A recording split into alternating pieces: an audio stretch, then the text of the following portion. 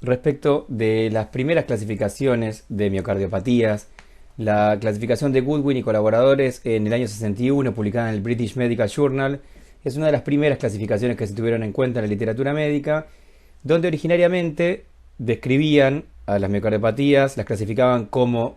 en miocardiopatía congestiva, constrictiva, haciendo alusión a la miocardiopatía obliterativa, y posteriormente obstructiva. Entonces, como vemos aquí, esto con el paso del tiempo y los hallazgos anatomopatológicos quedaría catalogado como miocardiopatía dilatada, hipertrófica y miocardiopatías restrictivas. A su vez, una de las clasificaciones más importantes es la de la Organización Mundial de la Salud, publicada en el año 80, donde ya describían, como yo les decía anteriormente, a las miocardiopatías como causa primaria y secundaria, y dentro de las causas primarias las clasificaban en miocardiopatía dilatada, hipertrófica, restrictiva y miocardiopatías no clasificables.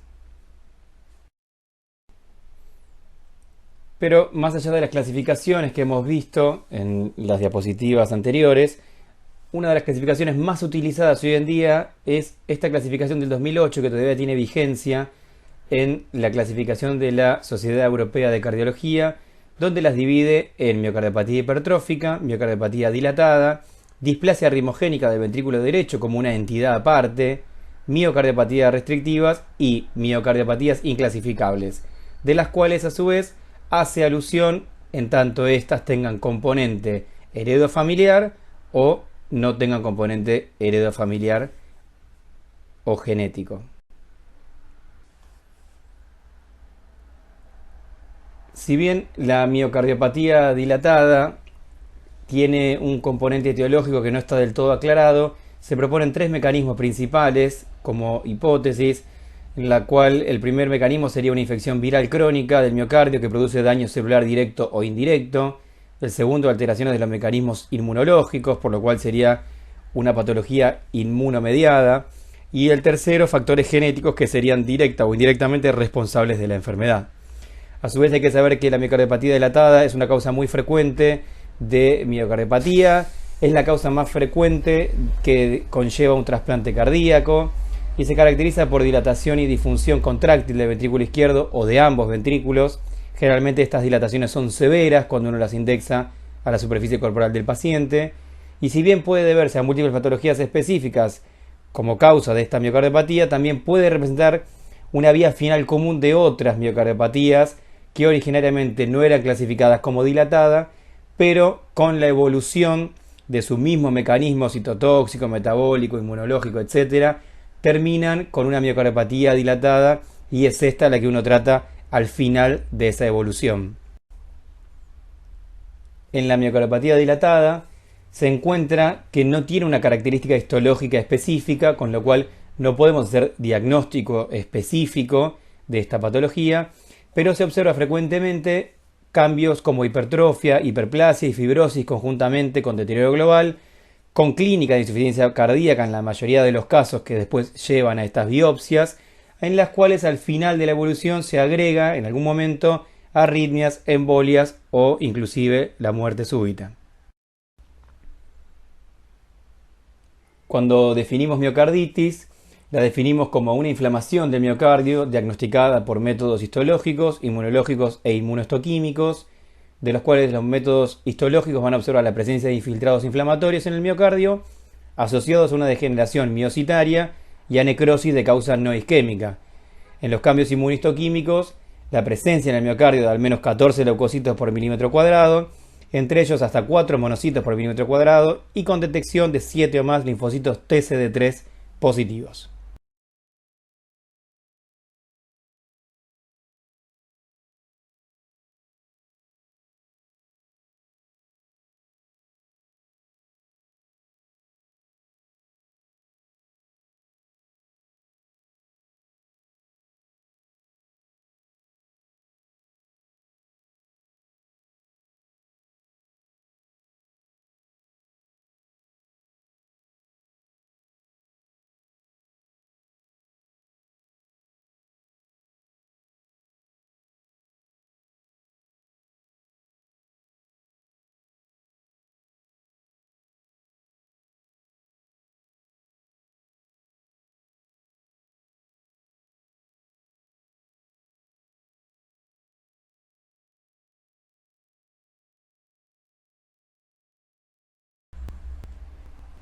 Vamos a definir la miocardiopatía hipertrófica como aquella enfermedad genética del sarcómero cardíaco causada por mutaciones en uno o en varios genes que codifican diferentes componentes del aparato contráctil.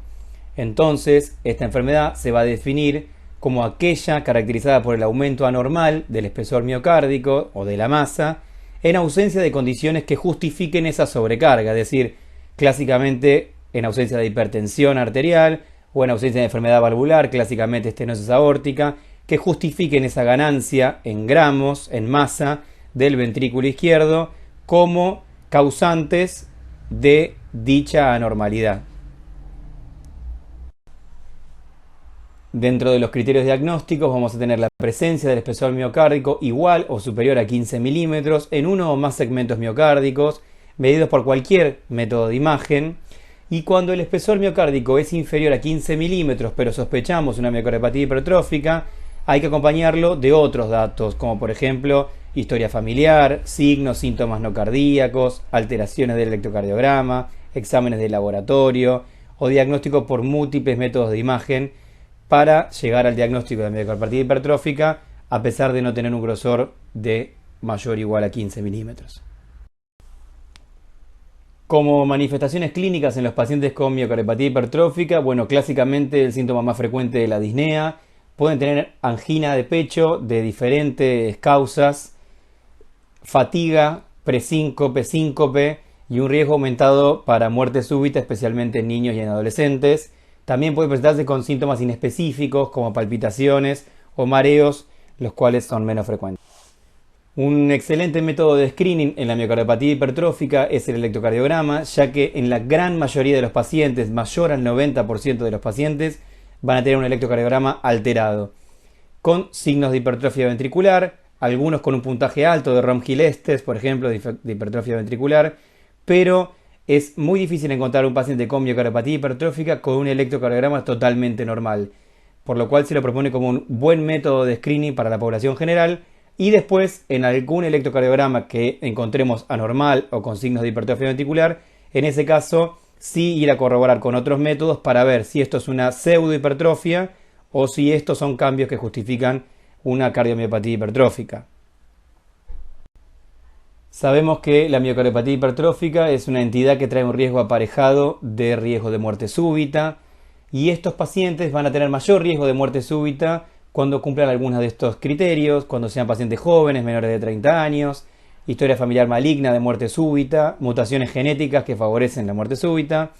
historia de taquicardia ventricular no sostenida o taquicardia ventricular sostenida, historia de muerte súbita, síncope recurrente en pacientes jóvenes, taquicardia ventricular no sostenida en el Holter o bradiarritmias, que habla de enfermedad del tejido de conducción.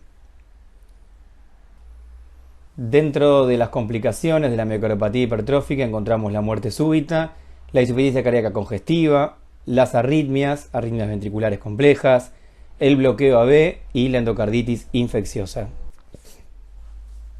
Lo que intenta representar esta diapositiva es la obstrucción dinámica al tracto de salida del ventrículo izquierdo, que es una entidad que se ve en el 25% aproximadamente de las miocardiopatías hipertróficas, donde en la sístole ventricular la válvula mitral es traccionada por efecto Venturi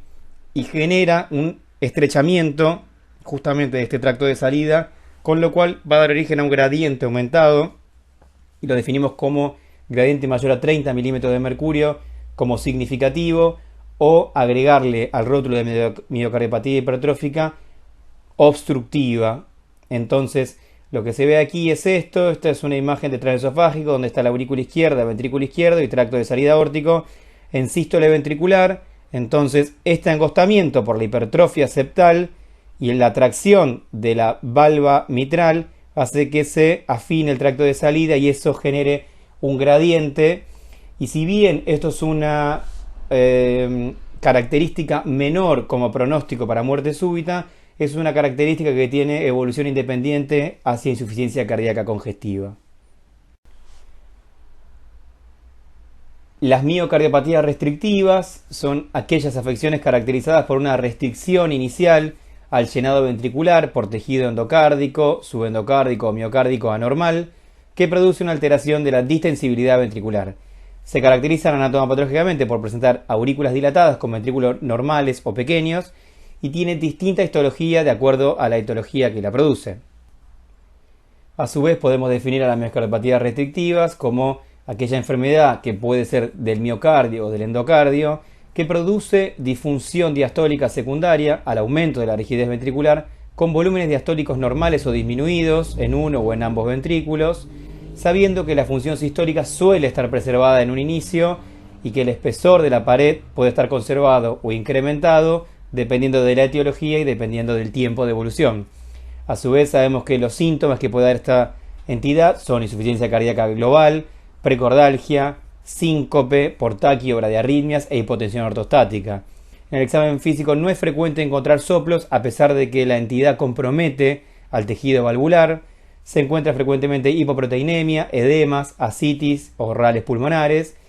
En el electrocardiograma es clásico ver un microvoltaje, también con QS en cara anterior. Muchas veces se llaman pseudo-Q porque simulan una transmuralidad, por ejemplo, de etiología coronaria, cuando en realidad no respetan muchas veces una región de una vascularización coronaria, sino que por eso es que se la llama pseudo-Q. También es muy frecuente encontrar fibrilación auricular en estos pacientes o trastorno del ritmo como bloqueo AB por la afectación del sistema de conducción. La radiología de tórax no nos brinda mayor información. Muchas veces lo que vemos es un índice cardiothorácico normal y eventualmente se puede ver signo de congestión pulmonar, sobre todo al inicio de la enfermedad.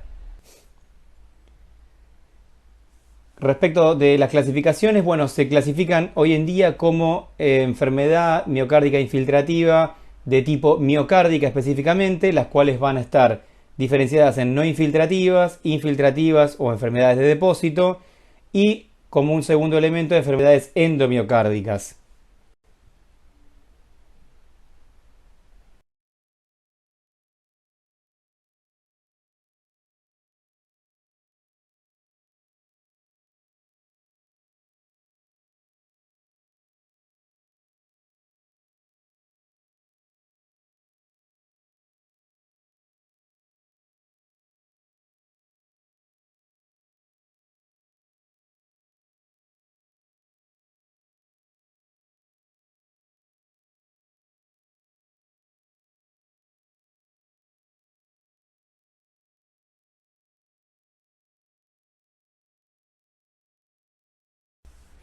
Entonces, para repasar, en la amiloidosis cardíaca, que es una de las enfermedades infiltrativas más frecuentes, figura en la clasificación como enfermedad miocárdica de subtipo infiltrativa. Vamos a encontrar en el electrocardiograma hipovoltaje en las derivaciones frontales y horizontales. Arritmia supraventricular, es muy frecuente encontrar al paciente con fibrilación auricular. Bloqueos AB, como decíamos antes, por trastorno del sistema de conducción. Arritmias ventriculares también. Disociación electrocardiográfica respecto de imágenes, que esto va a ir de modo inverso a la miocardiopatía hipertrófica, ya que aumentos en el grosor miocárdico no van a generar necesariamente aumentos en el voltaje del electrocardiograma, y muchas veces esto es lo que nos va a llamar la atención, encontrar por métodos de imágenes hallazgos que no tienen que ver con una hipertrofia ventricular, y esto nos tiene que hacer pensar, asociado a la clínica y a la edad del paciente, que en realidad se debe a infiltración y no hipertrofia del músculo cardíaco realmente. Las pseudo-Q que hablábamos. En cuanto a imágenes cardíacas, en las enfermedades infiltrativas, como clásicamente en la amiloidosis, vamos a encontrar aumento de los espesores, ventrículos chicos y aurículas grandes. Ya inicialmente en el ecocardiograma podemos observar todo esto: derrame pericárdico, infiltración de ventrículo derecho y septum interauricular, infiltración de válvulas auriculoventriculares, con secundariamente insuficiencia mitral y tricuspidia, y un llenado mitral que hable de disfunción diastólica, muchas veces llegada hasta grados severos de disfunción diastólica. Entonces esto nos tiene que hacer pensar conjuntamente, como decíamos antes, con la clínica, conjuntamente con el grupo etario del paciente, los antecedentes de patologías previas y un electrocardiograma que no hable de aumento de la masa miocárdica, sino que haga sospechar en infiltración miocárdica de alguna patología restrictiva, como en este caso la infiltración por amiloide. Otra de las miocardiopatías restrictivas es la endomiocardiofibriosis, que es aquella clasificada como enfermedad endomiocárdica. Corresponde a un síndrome hipereosinofílico o por eosinofilia secundaria, muchas veces a patologías que generan niveles de eosinófilo altos y sostenidos en el tiempo, como por ejemplo las parasitosis, el asma bronquial, los tuberculostáticos, el cáncer gástrico.